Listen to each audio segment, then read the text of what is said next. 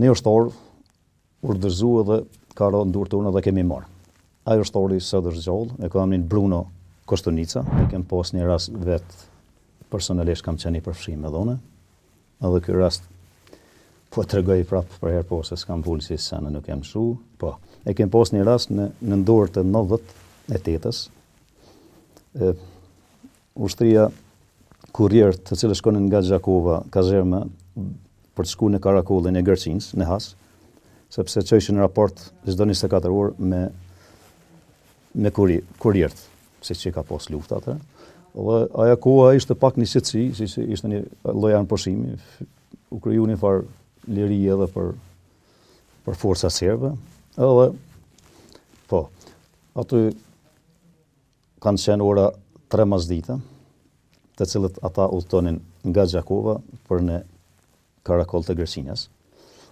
Dhe prapë du t'i përmene me emra, aty është ka qenë Dervish Agushi, tash i ndirë, Demir Halili apo Demir Demije tash është gjallë, është një burr i shtymë bosh, kanë qenë edhe ona.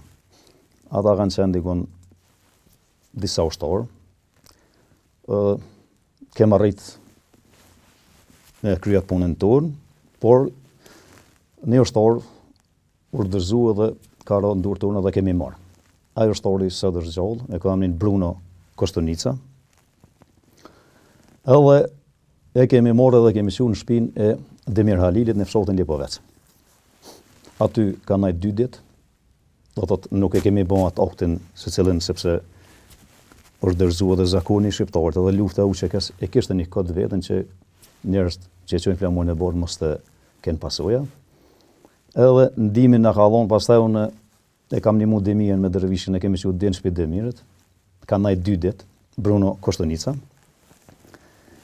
Edhe Besir Thoshi është një djali i mistem, më ka nimu në këtë punë, të cilën ka dhënë një kontribut më shumë si unë ndoshta.